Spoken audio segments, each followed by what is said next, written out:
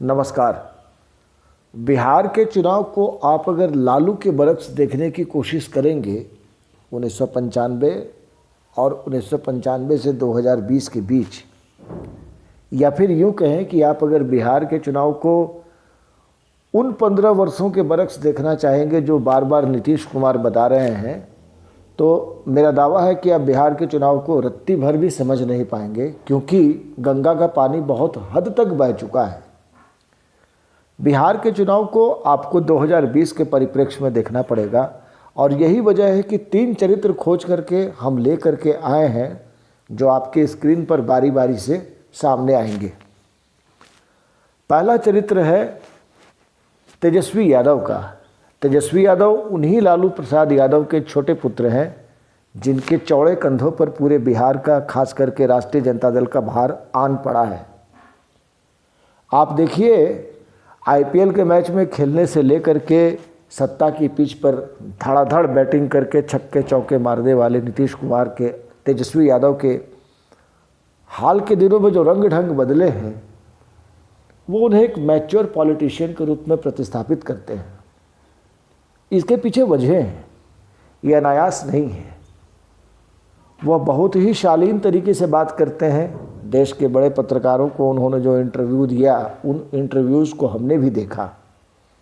उनकी body language, शब्दों का चयन, चेहरे की भाव भंगिमा, हाथों को हिलाने का तरीका, जनता के अभिवादन का तरीका, 1 to 1 बातचीत का जो तौर तरीका, और सबसे बड़ी बात कि जब कोई उनके पिता का नाम लेता है और जब जंगल राज की बात करता है तो वो उसको लेकर उत्तेजित नहीं होते, आक्रोशित तो बिल्कुल नहीं होते, बहुत ठंडा रिस्पांस के साथ ये जवाब देना उचित समझते हैं कि लालू जी ने जो किया वो सामाजिक न्याय का मंडल कमीशन का दौर था। हम जो करने जा रहे हैं ये आर्थिक न्याय की बात है, आर्थिक समरसता की बात है। नीचे के तबके के जितने लोग हैं वहाँ से लेकर के ऊपर के तबके, उन्होंने बीच में कोट भी किया था, बाबू साहब भी हम सबके साथ काम करना चाहते हैं, बिहार को गर्त से निकालना चाहते हैं। इन बातों में हो सकता है आपको कई जगह अतिशयोक्ति लगे, लेकिन जो ग्राउंड रिपोर्ट है वो तेजस्वी के इन बातों की तस्दीक करती है। तो तेजस्वी ने हाल के दिनों में अपने आप को काफ़ी बदला है। एक तरीके से उनका मेक ओवर भी हुआ है। वो घाघ राजनीतिज्ञ लालू यादव के सुपुत्र हैं। जाहिर सी बात है, पॉलिटिकल घाघ पना में उनमें कोई कमी आई नहीं होगी, पर अभी वो दिख नहीं रहा है। आने वाले दिनों में दिख जाए बहुत आश्चर्य नहीं, पर इस बात के लिए आप उन्हें 10 में 10 नंबर दे सकते हैं कि बीते 1 महीने से या उससे ज़्यादा वक्त से जो उन्होंने रैलियां की हैं, जो उन्होंने शोज़ किए हैं, उस पर नीतिगत बातों पर चर्चा ज़्यादा हुई है, बिहार को आगे ले जाने पर चर्चा ज़्यादा हुई है, अन्य चीज़ों पर चर्चा बहुत कम हुई है। सो कॉल्ड जंगल राज, उसका जिक्र उन्होंने कभी नहीं किया और अब वो डाटा के साथ बात कर रहे हैं। उनका कहना है कि बीते 30 वर्षों में 1990 से लेकर के 2020 तक एनसीआरबी का डाटा निकाल दीजिए और डाटा निकालने के बाद कंपैरिजन कर लीजिए, आपको समझ में आ जाएगा क्राइम का रेट तथाकथित जंगल राज में ज़्यादा था या तथाकथित सुशासन और कुशासन के राज में ज़्यादा है। उनकी इस बात को आप खारिज नहीं कर सकते, आपको देखना चाहिए। अगर आप बिहार को वास्तव में समझना चाहते हैं, बिहार के पॉलिटिकल बीट पर अपना हाथ रखना चाहते हैं, पॉलिटिकल पल्स को समझने की कोशिश करना चाहते हैं, अगर आप दुर्भावना से ग्रसित हैं तो आप बिहार को कभी नहीं समझ पाएंगे। बिहार को समझने के लिए खुले दिमाग वाला आदमी भी चाहिए, जो जैसा बोल रहा है उसको उसी रूप में लेकर के चलने वाला आदमी चाहिए। स्क्रीन पर जो दूसरी तस्वीर आपको दिख रही होगी, ये तस्वीर है श्री नीतीश कुमार का। नीतीश कुमार जनता दल यू और भारतीय जनता पार्टी, आप कह सकते हैं एनडीए गठबंधन के मुख्यमंत्री पद के दावेदार हैं, उनका चेहरा है। एक ज़माने में इंजीनियरिंग की पढ़ाई करके इंजीनियरिंग की नौकरी करने वाले जॉर्ज फर्नांडिस से काफ़ी प्रभावित रहे, जेपी से काफ़ी प्रभावित रहे। नीतीश कुमार ने बिहार को आगे बढ़ाने में थोड़ी भूमिका अदा की, इसमें कोई दो राय नहीं है। 15 साल से वो बिहार के मुख्यमंत्री हैं, ये सार्वजनिक तथ्य है। और 15 साल के पहले 5 साल में जिस तरीके से उन्होंने लॉ एंड ऑर्डर को दुरुस्त किया बिहार में, उसकी चर्चा देश विदेश में होती है, आज भी हो रही है। लेकिन बाद के 10 वर्षों में जो बिहार रसातल में गया, धीरे धीरे गर्त में जाना शुरू हुआ, उसके लिए नीतीश कुमार के अलावे किसी और को जिम्मेदार ठहराना किंचित गलत होगा। मैं फिर से कह रहा हूँ, बीते 10 वर्षों में बिहार जो रसातल में गया है उसके लिए नीतीश कुमार जिम्मेदार हैं। नीतीश कुमार के बारे में बहुत तरह की बातें कही जाती है, पर हम उन पॉलिटिकल डिस्कोर्स को बदलने की कोशिश न करते हुए सिर्फ ये बताना चाहते हैं कि इस चुनाव में, खास करके 2020 में जो बिहार विधानसभा चुनाव हो रहा है, उसमें हम लोगों ने, खास करके मेरे जैसे एक ईमानदार समीक्षक ने, बहुत ही अलग किस्म का रूप देखा नीतीश कुमार का। नीतीश कुमार बौखला जा रहे हैं, वो गुस्से में आ रहे हैं, वो बाप, तेरा, तू, बेटा, औलाद जैसे शब्दों का इस्तेमाल कर रहे हैं। हमने ऐसी उम्मीद नहीं की थी और हम तो उन्हें बेहद संजीदा पॉलिटिशियन मानते थे, जिसकी भाषा पर पकड़ है, जो तथ्यों के साथ बात करता है, जो वास्तव में सेवा की भावना से ही प्रेरित होकर के बिहार को चलाने की बात कर रहा था। लेकिन एकाएक न जाने क्या हुआ, लालू यादव जिंदाबाद का नारा जैसे ही उनकी सभाओं में लगता है, वो आपा खो बैठते हैं। ये बिल्कुल वैसा है जैसे आप सांड को लाल कपड़ा दिखा दीजिए, वो ढूंसने के लिए दौड़ता है। अरे भाई, आप इतना लंबा पॉलिटिकल करियर आपका रहा है, आप सेंटर में भी मिनिस्टर रहे, आप 15 साल से बिहार को चला रहे हैं। अगर किसी ने आपकी सभा में आपके विरोधियों का या आपके प्रतिद्वंदियों का नाम ले भी लिया, तो उसके लिए इतना कसके गुस्साने की क्या ज़रूरत है? और ये कमोबेश हर जगह दिखता गया। आप शराबबंदी की बात कर लीजिए। शराबबंदी बिहार में दम तोड़ चुका है। दरअसल ये बहुत बड़ा मजाक बन गया है। जिन मोहल्लों में जब शराब बिकती थी, बिहार में शराबबंदी नहीं थी, तो जिन मोहल्लों में शराब पीने वाले नहीं थे, आज वहाँ पे उन मोहल्लों में शराब की डिलीवरी हो रही है, होम डिलीवरी हो रही है, तस्करी हो रहा है। और ये तस्करी इस लेवल पे है कि 100 रुपये की शराब की बोतल 400 रुपये में बिक रही है।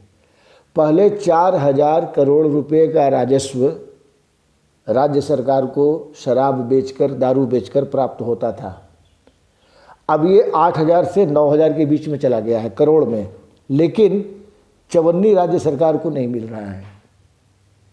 इससे ये साबित होता है कि नीतीश कुमार ने चंद लोगों के कहने में आ करके या बहकावे में आ करके, ये हालांकि नीतीश कुमार कहते हैं कि मुझे महिलाओं ने कहा कि शराबबंदी बंद करवाइए क्योंकि घर टूट रहा है, घर खराब हो रहा है, और इन्हीं बातों को ध्यान में रख करके शराबबंदी लागू कर दी गई।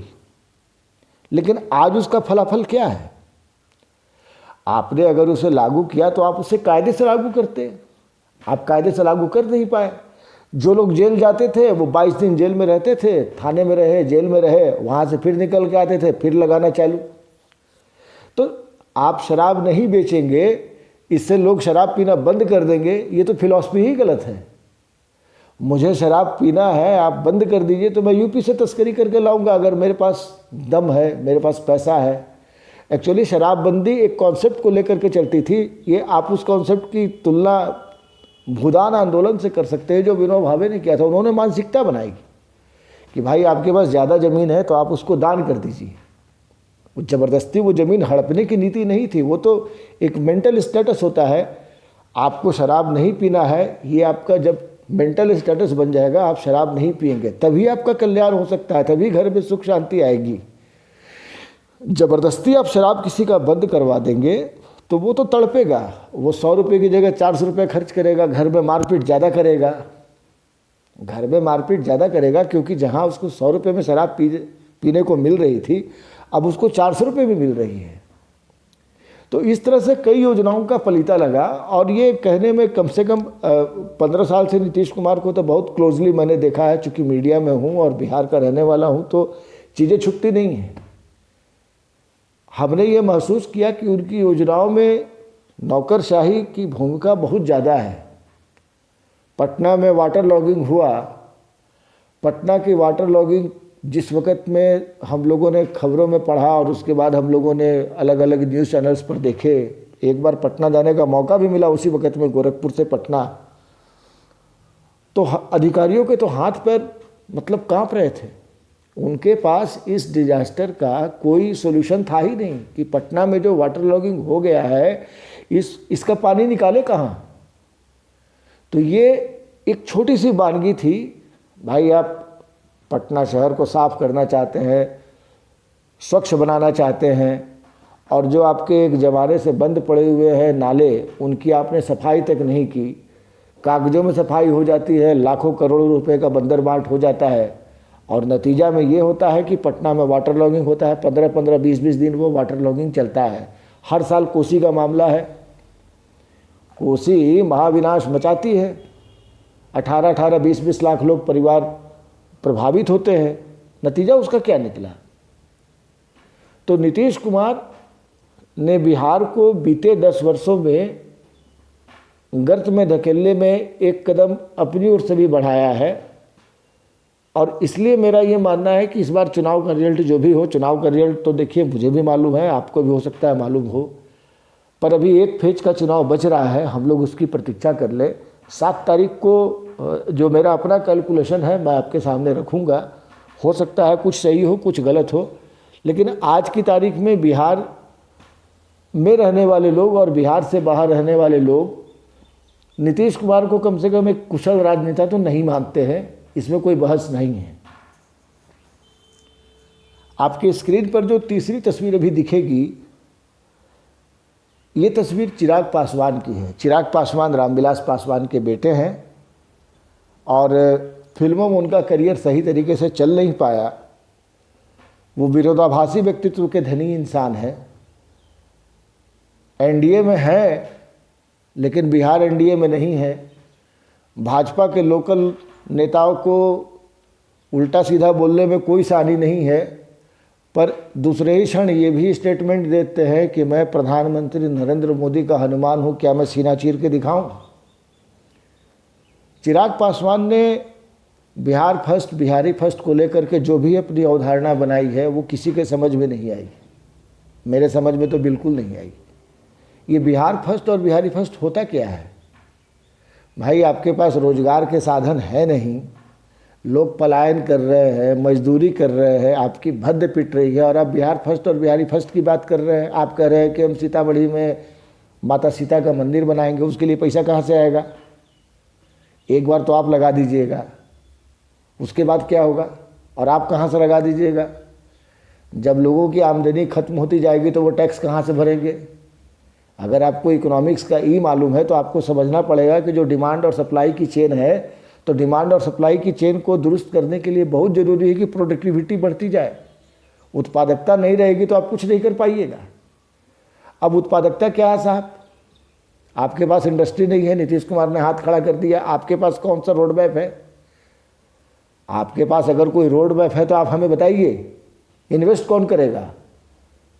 एनसीआरबी के जो आंकड़े हैं, ये किसी भी अडानी और अंबानी को यहाँ पर आने के लिए सोचने से भी मना करेंगे। एनसीआरबी का आंकड़ा कौन सुधारेगा? तो वो आपके रोड मैप में वो चीज़ें हैं नहीं। तो कुल मिलाकर के दरअसल चिराग पासवान रामविलास पासवान के बेटे हैं। रामविलास पासवान चूँकि अब इस दुनिया में नहीं है, और उन्होंने क्या किया नहीं किया इस पर एक अलग से वीडियो हम लोग बना सकते हैं आने वाले दिनों में। किंतु वो लोकप्रिय नेता तो थे, वो दलित समाज के, स्वर्ण समाज के एक ठीक ठाक नेता थे, जिन्होंने 2 बार Guinness Book of World Records में लार्जेस्ट विक्ट्री के नाम पर अपना नाम भी दर्ज कराया। एक बार 4 लाख, 4.5 लाख वोटों से वो चुनाव जीते थे, एक बार 5 लाख, 5.25 लाख वोटों से चुनाव जीते थे। सवाल ये है कि ये तो रामविलास पासवान के साथ संपन्न हो गया, चिराग में कितनी संभावना है? चिराग फिल्मों में फ्लॉप रहे और पॉलिटिक्स में भी वो हिट करेंगे, इसकी गुंजाइश मुझे कम से कम दिखती है, इसलिए कि उनका कॉन्सेप्ट क्लियर नहीं है। वो जिस कॉन्सेप्ट को लेकर के चल रहे हैं वो उनके पार्टी के लोग ही नहीं समझ पा रहे हैं कि ये बिहार फर्स्ट और बिहारी फर्स्ट क्या है। अरे साहब, आप बिहार में हैं तो बिहार फर्स्ट ऑलरेडी हो ही गया, बिहारी फर्स्ट हो ही गया। अब आप अगर उत्तर प्रदेश में जा कर के बिहार फर्स्ट बिहारी फर्स्ट की बात करते तो मेरे बात समझ में नहीं आती। वैसे भी भाई उत्तर प्रदेश में यूपी वाले फर्स्ट हैं, यूपी वाले प्रायोरिटी पर रहेंगे। तो ये गड्ढ टाइप की चीज़ें हैं। तो मेरा ये मानना है कि तेजस्वी में संभावनाएं हैं, और तेजस्वी ने जिस तरीके से अपना मेकओवर किया है, मैंने एक घाघ शब्द का इस्तेमाल किया था, घाघ पॉलिटिशियन के सुपुत्र हैं, तो वो जीन्स होगा उनके अंदर में। अभी तक तो दिखा नहीं है, लेकिन आने वाले दिनों में दिख सकता है। सबसे इम्पॉर्टेंट क्या है? सबसे इम्पॉर्टेंट ये है कि 10 नवंबर को सरकार चाहे जिस किसी की भी बने, मुख्यमंत्री का चेहरा जो भी हो, मुख्यमंत्री जो भी बने, एक बिहार के नागरिक के रूप में मुझे ये समझ में आता है कि हम लोगों को, आपको, हमको सरकार की मॉनिटरिंग टाइम टू टाइम करती रहनी चाहिए। अगर हम सरकार की मॉनिटरिंग नहीं करेंगे तो पूरा का पूरा मामला बिगड़ जाएगा। सरकार की मॉनिटरिंग बहुत ज़रूरी है, और ये हम और आप ही कर सकते हैं। अगर आप मेरे विचार से सहमत हैं, इस वीडियो को आपने अगर पसंद किया है तो इसे सब्सक्राइब ज़रूर कर लीजिए और इसे शेयर भी कीजिए। धन्यवाद।